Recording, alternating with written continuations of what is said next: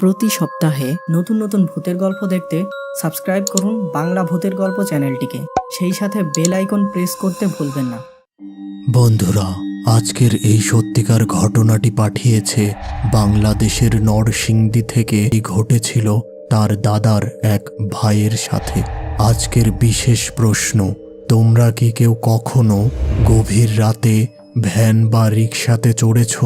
আর তার অভিজ্ঞতা কেমন ছিল নিচের কমেন্টে জানাও। দাদার ভাই তখন তার গ্রামে ভ্যান চালাতেন। স্ত্রী ও তিনি এই দুইজনই তাদের ছোট বাড়িতে থাকতেন। তার দুই ছেলে ঢাকায় কাজ করত। ওই গ্রামে একটি বিশেষ রাস্তা ছিল। গ্রামের সকলে বিশ্বাস করত ওই রাস্তাটি অভিশপ্ত। রাতের বেলা ভয়ে গ্রামের মানুষ ওই রাস্তায় যেত না। শহরে বিশেষ কিছু কাজ থাকায় ওই দিন দাদার ভ্যান নিয়ে বাড়ি ফিরতে রাত প্রায় 9টা বেজে গিয়েছিল। গ্রামে রাত 8টার পরেই মানুষের চলাচল বন্ধ হয়ে যায়। রাস্তাঘাট হয়ে যায় একেবারে জনমানব শূন্য। দাদা ভ্যান চালিয়ে একেবারে একা একা রাস্তা দিয়ে আসছিল। এবার ওই বিশেষ রাস্তায় পৌঁছাতেই হঠাৎ দাদার ভীষণ প্রস্রাব চাপল। তিনি কিছুটা চিন্তা করে ভ্যানটি রাস্তার পাশে রাখলেন। রাস্তার পাশের একটি পুকুর পাড়ে বসে প্রস্রাব করা শুরু করলেন। প্রস্রাব শেষ করে দ্রুত তিনি ভ্যান নিয়ে তার বাড়ির দিকে রওনা দিলেন। বাসায় পৌঁছে রাতের খাওয়া দাওয়া শেষ করে যথারীতি তিনি ঘুমিয়ে গেলেন। মধ্যরাতে দরজায় কড়া নাড়ার শব্দে ঘুম ভেঙে যায় দাদার। তিনি বিছানা থেকে উঠে দরজা খুলতে গেলেন। দরজা খুলতেই দেখলেন সামনে 3জন দাঁড়িয়ে আছে। মাঝখানে একজন পুরুষ ও তার দুই পাশে 2টি মহিলা। লোকটির চেহারা ভীষণ কালো এবং সে একটি লম্বা কালো আলখেল্লা পরে আছে।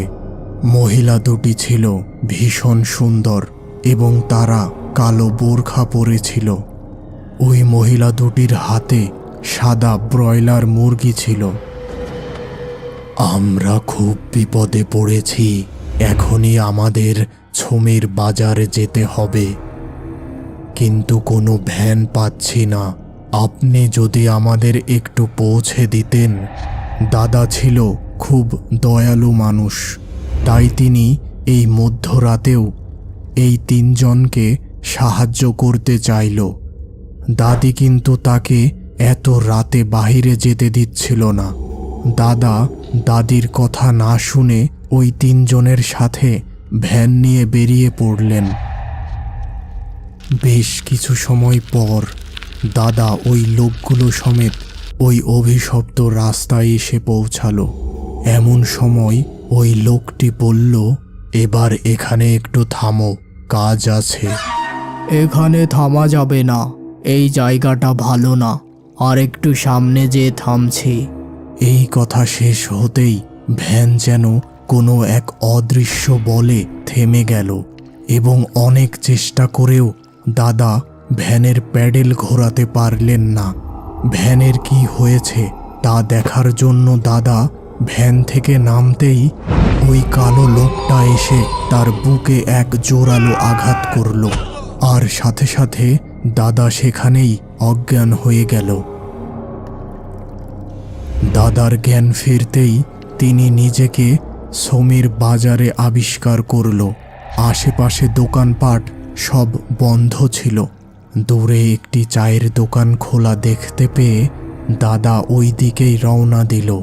দোকান থেকে 1 কাপ চা মুখে দিতেই হঠাৎ দাদার মনে হলো তার শরীরের সমস্ত হাড়গুলো যেন ভেঙে যাচ্ছে। এবার দাদা এক বিকট চিৎকার দিয়ে সেখানেই অজ্ঞান হয়ে গেল। এরপর দাদাকে তার বাড়ি নিয়ে আসা হয়, কিন্তু তিনি ভীষণ অসুস্থ ছিলেন। অনেক ডাক্তার বর্দি দেখানোর পরও তিনি কিছুতেই সুস্থ হচ্ছিলেন না। একদিন তার ছেলে তাদের বাসায় একজন মৌলভী সাহেবকে নিয়ে আসলো এবং তিনি সমস্ত কিছু শুনে জানালেন, এই রোগ কোনো ওষুধেই ঠিক হবে না। ওই রাস্তাটি প্রায় 100 বছরের পুরনো রাস্তা। ওইখানে নানা প্রকার জিনেরা বসবাস করে। আমি মনে করি এই রোগের পেছনে তাদের হাত আছে। এখন তোমরা একে একটি গাছের সাথে বেঁধে ফেলো, তাহলেই আসল দৃশ্য দেখতে পাবে। মৌলভী সাহেবের কথা মতো দাদাকে একটি গাছের সাথে বেঁধে ফেলা হলো। আর সাথে সাথে দাদার কণ্ঠ পরিবর্তন হয়ে গেল এবং তিনি দড়ি ছেঁড়ার চেষ্টা শুরু করলেন। মৌলভী সাহেব কিছু একটা পড়ে তার দিকে ফু দিলেন এবং বললেন, কে তুমি, আর এর শরীরের কেন দখল নিয়েছ?